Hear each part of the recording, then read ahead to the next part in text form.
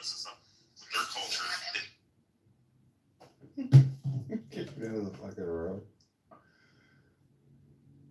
they're fucking stupid.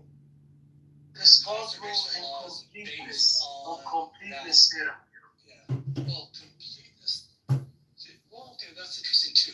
That's different. That's thick. Completeness theorem. That's a girl. Yes. Let's talk about that. That's even weirder. Yeah, that is like some statements in a system that cannot be proven from inside the system. A closed system. Yeah. I don't know if the universe is a closed system.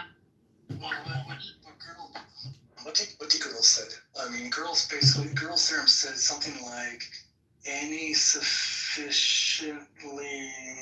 What's he called? Gödel. Gödel? If anybody's ever read the book, here's the Gödel completeness theorem. The best book in the world that anybody can read is Gödel Escher Bach. And if you haven't heard of that, you should read that. And come back 3 years from now, and we'll talk about it. Gödel Escher. But Gödel is pronounced Gödel, or I'm not sure. I have a hard time saying it properly, but it's basically the idea is that mathematical logical systems are incomplete. There are truths that can't be proven from the axioms if the logical system is sort of sufficiently complex. So there are, and this is probably true, there are you can make a true statement that can't be proven. My issue with it, the true statement is usually something a little silly, like it's a statement something like, what are like, they're always self-referential. It's like, if you make a statement like, this statement is false. Maybe that might be. I don't know if they can. Well, okay. If the statement is true, then the statement is false. But if the statement is false, the statement could be true. Like, there are always little weird, tricky things. So I personally, I find it kind of because they rely on self-referential doodads. But if I may really quickly, Gödel's incompleteness theorem, GODELS, are two mathematical logical theorems that establish the limits of provability in formal axiomatic theories. Austrian logician Kurt Gödel published them in 1931. The theorems are considered to be some of the most important results in modern logic and have had a significant impact on the philosophy of mathematics and logic. I already hear you state them, okay? You don't need to repeat them. You already explained. No. And you don't need to tell me what to do and what not to do. It was useful. Thank you, Steve. Thank you, Hero. There are some things with finance, but those things cannot be proven.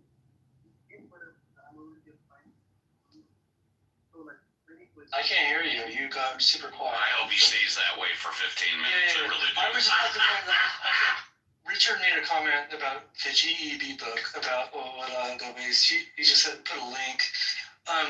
I would like to say about the Gödel Escher Bach book. It's a book by Douglas Hofstadter.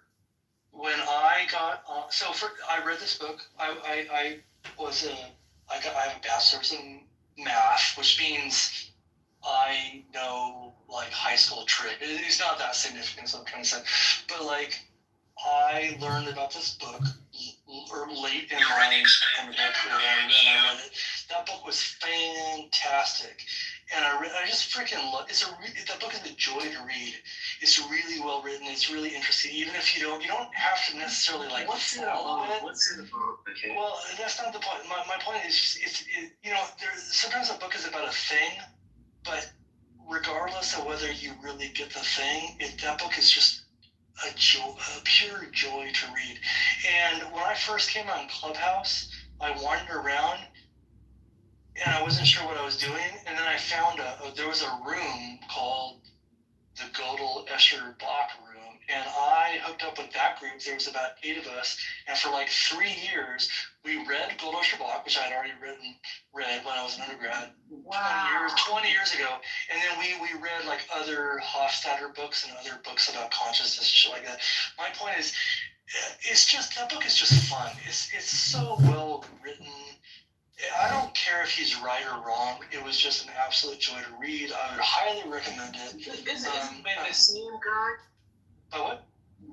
The same mathematical guy? Is the same guy or is it a different one? No. The author. Godel, he was in the 30s or something like that. I'm talking about Douglas Hofstadter wrote the book. And it was the book was just an absolute joy to read. I don't even know if Douglas Hofstadter's ideas are still considered serious. And he was like a cognitive scientist kind of guy. That was a long time ago. I think the field has progressed or maybe regressed. I don't know. So it talks about consciousness, like conscious. Look, my only point was that the book was an absolute joy to read. Like it was just fun to read. You ever read like a book where you're like, I don't want this book to end. I don't want the book to end. I don't even care if they're right or wrong. It's just fun. Godless or by Douglas is like that. There's only one other book like that in my life, and actually a couple other books, but it's like, yeah, you don't see some concepts in that kind of book. But Douglas. You know, Anything by Douglas Hofstadter is just fucking fun. You know, I'm not even pretending that I understand it. It was just fun to read. That's all.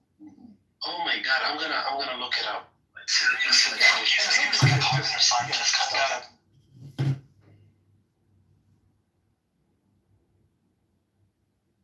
I mean, you don't have to stop talking, but you probably should. I don't know, maybe you learn. I'm just saying about the incompleteness theorem. I don't know if you could hear me, but I'm saying like maybe some questions we ask about our universe today are also part of that cannot be proven within the universe. Like we ask about the beginning, we ask about the nature of time, we ask about many things that maybe that cannot be proven from our universe, like from inside our universe. That's what I'm saying. Yeah, I mean, we have axioms. We deduce shit, and in between the shit we can deduce, there's things that are true that we can't quite get to. That, to me, that is the most unsurprising idea ever. It just seems. I mean, this doesn't mean that it is true. It just seems true to me. Like, yeah, It's very difficult to prove, mathematically. Some things. Also, I'm not going to go around saying it's true. I'm just going to say like there are things that are true that we can't say that are true. There's also a bunch of shit we can say that's true. I'm more interested in those things, but the fact that there are some things that might be true that we can't really like say anything about, like decisively, that is 100% unsurprising to me. Hero, you said two things. Was the first thing that you said there are some things that we know are true that we cannot say are true? Did you say that, or did I not hear you right? Hi, Steve. I'd like a fresh two, please. You added one word, I think. You said that we know are true. I'm not saying we know that are true. I'm saying the fact that there are some things that are true, whether we know them or not. Maybe we feel like they're true. Maybe we think they're true, but we just can't prove they're true. And you just added one word. You just added prove, because originally you said say. I know, That's okay. That's all right. That's all right. No. It's an interesting conversation. We're spiraling around things, right? Like, it's interesting. Why? How would I know something is true if I can't prove it's true, right? Like, the way I would just say there are some things that might be. God is the classic example, because most people know that God is true, yet you can't prove it. But there's also more mundane things like, what is it, like We cannot say are true. Did I even say that right? Never heard of it, so I don't know if you said it right or not. I've never heard of it. Well, it's a whole thing. There are these computational problems that we don't know if are true or not, but we think they're true. We haven't found a counterexample, but we haven't proven they're true. P versus NP. Now I have to Google that. I might even see. I get super paranoid because I might be saying it wrong. But it's a computational thing. It's like how you decide whether some algorithms can be proven in a certain amount of steps. Outside my wheelbox here, but maybe other people know more than I do. Corn.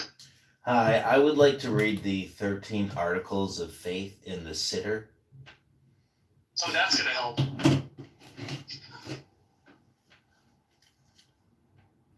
Can I get a fresh 2 minutes, Steve? Although I very much appreciate you asking, this is not my weekend room. This is a popcorn room, so it's a popcorn room. You can't go either. You can't go. Okay, this is the 13 Articles of Faith. Extol the living God, his praises sound, whose being unbegun no time can bound. A unity is he, beside him none, by mortal unconceived eternal one. Without similitude or corporal frame, man's lips his hallowed state can now proclaim. Or ere creation rose, he stood Are we on sublime. the first one? Are we moving on to the second one? I'm just can you let us know when you move on to the second one? Because it's lovely. Yeah, so like I don't know, like these Bitch subjects ass are very bitches. interesting for me. Like I don't know, I always dwell on these. I should not be thinking about these. You open like great discussions, like nature, like our existence, and are we alone, and why we are alone, and some like explanations also. Like those I don't know, people I are wouldn't say trained, God, they study even. it seemed like you could say this is like intelligently designed for us. Like you could say like the faraway galaxies are all the holograms, are fake, cannot be reached, and in some sense they are fake. Like the light that reach us, like the way we observe them, they're already like done. They're already gone. Like so, I don't know. Like, what do you think about intelligent design, Hero? I agree with you, Cave. You don't know. Hero answer this one guy. On the subject of intelligent design, I am actually, and I don't. First of all, I don't buy it. I'm not a proponent of intelligent design as some sort of proof for God, but I am more sympathetic to it than most like atheists. I actually feel like I think a lot of atheists don't properly understand the significance of some of the issues that I think scientists do, but a lot of times atheists seem to jump over some steps. I actually think there's some pretty significant things. I find intelligent design compelling, but for me personally, not convincing.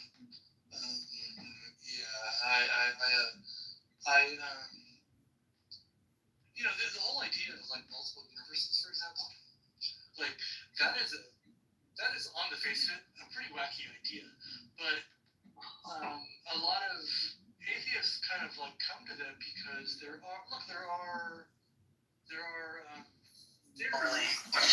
physical observationals that sort of imply multiple universes. So they're pretty quick to be like, well, okay, well if there were multiple universes, that would conveniently explain why our particular universe is so like bizarrely accommodating to us. And I kind of get that, and I'm like, okay, fine, but can you at least admit that like our universe is bizarrely accommodating to us? Like let's just admit We that. didn't come first, though. That's the point. We're an emanation of the conditions of this universe, not the other way around.